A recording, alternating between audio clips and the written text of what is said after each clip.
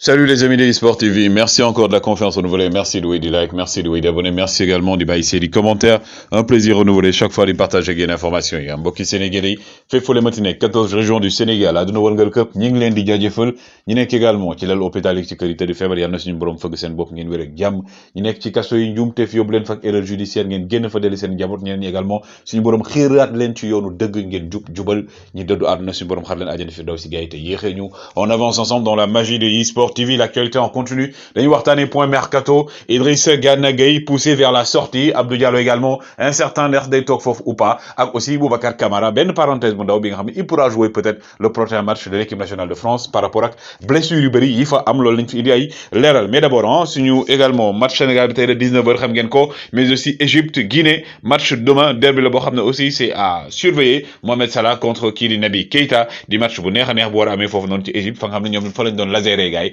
xam naa ne bii moom sañ ñoo génne ay laser l'équipe nationale du Sénégal comme j'ai dit joue aujourd'hui à 19h gars mais bu leen fàtte 5e minute bi na ñëpp jug tàccu encouragé ki nga xam ne mooy Idrissa Gana Gueye et non Gueye comme ni ma ko defee woon ci chronique bi gars yi reprendre ko fépp partout Idrissa Gana Gueye et non Gueye gars yi on avance ensemble samedi aussi gars yi derby dina am tey wax naa leen ko Hongrie Angleterre Turquie il ferait mais surtout Italie Allemagne la Nationalmannschaft contre la Squadra Azzurra jëm ci li nga xam ne mooy tournoi Ligue des Nations bi donc Müller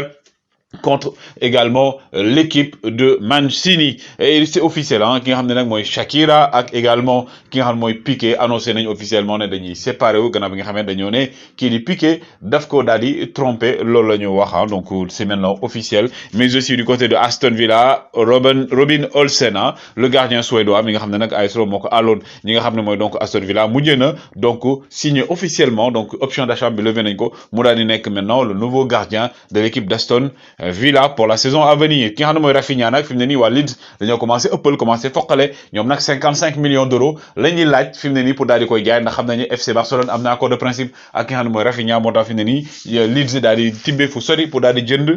bëgg a jaay plutôt le joueur brésilien bi nga xam ne jaar na également du côté du championnat de France laata muy dem ci Angleterre Laurent Batles officiellement entraîneur des Verts donc de Saint-Étienne ancien joueur de Saint-Étienne nouvel entraîneur également de Saint-Étienne Laurent Batles mi nga xam ne signé un contrat de 3 ans ou Saint-Étienne mi nga xam ne deuxième division la jëm déwoon donc mu war leen a yor maintenant aussi c'est officiel Luis Campos est le nouveau conseiller sportif du Paris Saint-Germain donc nekkul directeur sportif mais conseiller sportif donc également lépp loo xam ne mooy waaj recrutement moom daal moom moo ko yor mooy conseiller également ki nga xam ne mooy patron bi ca kaw a kaw ak aussi Nasser El Khelaifi moom nag actuellement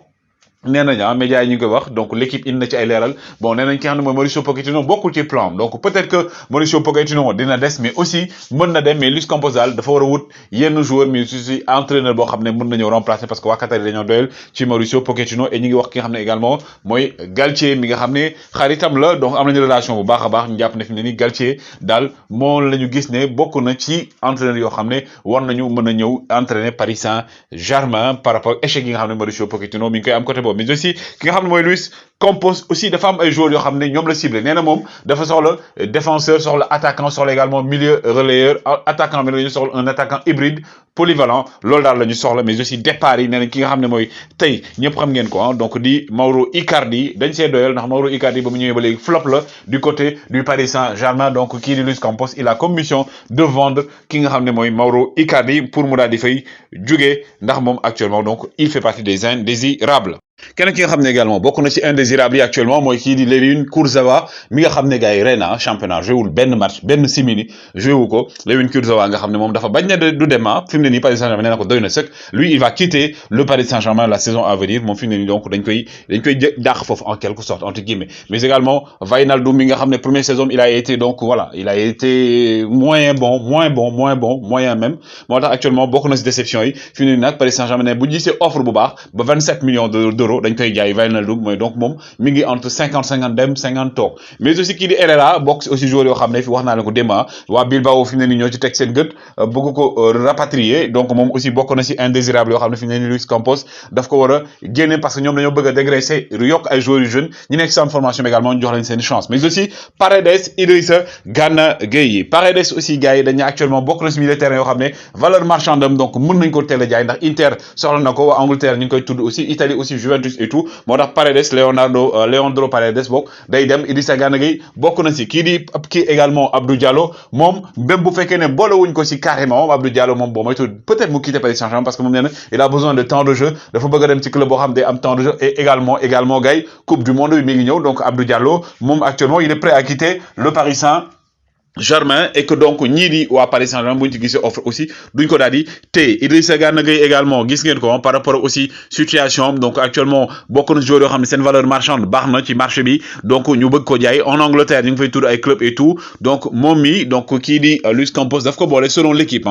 je précise c'est l'équipe moo jox information yi ne ki nga xam ne Idrissa Gana Gueye donc il fait partie de la liste yoo xam ne Luis Campos dafa bëgg a dégraisser équipe bi daal di leen di génne jaay leen donc Idrissa Gana Gueye bokk na ci ñoo xam ne yaakaar nañ ne bu ñu amee benn somme bi notamment minimum 13 millions d'euros dinañ ko daal di jaay mu daal di jógee foofu noonu mais Idrissa Gana Gueye aujourd'hui comme je dis en tout cas au niveau du Paris Saint-Germain amaguñu milieu de terrain box to box récupérateur boo xam ne am na profilu Idrissa Gana Gueye c'est vrai que nag avec la CAN et tout dafa xaw a regretter par rapport au niveau bi et tout mais comme je dis une nouvelle saison démarre et attention il ne faut jamais tuer Idrissa Gana Gueye un lion n'est jamais mort et Gana Gueye chaque fois bu gars yi naan non Gana il vient il fait du Gana hein, il fait du Gana il fait du Kana donc on connaît que Idrissa Gana Gueye il est imbattable quand il veut l'être et on lui souhaite bonne chance kii di Kylian Mbappé nag gars yi moom il s'est blessé hein donc démb dafa blessé donc génn donc égalewul match bi ñu dugal ki nga xam mooy Christopher Nkunku ndax problème genou la amoon gars yi nag bañ a am jël risque daal di koy génne Jules Koundé aussi daat na instant yi moom dafa blessé ah des moom it aussi dafa war a def IRM def ay analyse ah donc def rajo et tout ñu xool situation fan la toll mais aussi un autre joueur dafa mel ne daal gars yi am na sénégalais bu yëngal bouteille yi ca France comme on dit donc kii di donc Raphaël Varane aussi démb dafa génn sur blessure Raphaël Varane gars yi dafa génn sur blessure le défenseur aussi mu nga xam moom ren moom ay saison yu garaaw la moom day blessé loolu nag tax nag ki nga xam ne mooy Boubacar Camara gars yi daal fi mu ne nii enal nañu Boubacar Camara quoi sénégalais yi donc Boubacar Camara gars yi il se peut que match bi di ñëw bu fekkee ne joueurs yooyu ils seront indisponibles mu daal di jóge ci tribune yi ñëw peut-être toog ci banc bi peut-être si mu titulaire parce que nga xam ne Varane ay Koundé ay défenseurs lañ et que Boubacar Kamara également il a ce profil de jouer défenseur mun na peut-être même nekk titulaire pour un peu voilà soigner image bi et tout mais comme on dit hein donc comme que joueurs yi ñu blessé bëri nañ Boubacar Kamara peut revenir dans l'équipe de France et on lui souhaite bonne chance hein gars yi nag également ce soir c'est la sortie du meilleur joueur du monde gars yi nañ ko seetaan à tout à l'heure pour plus d'informations.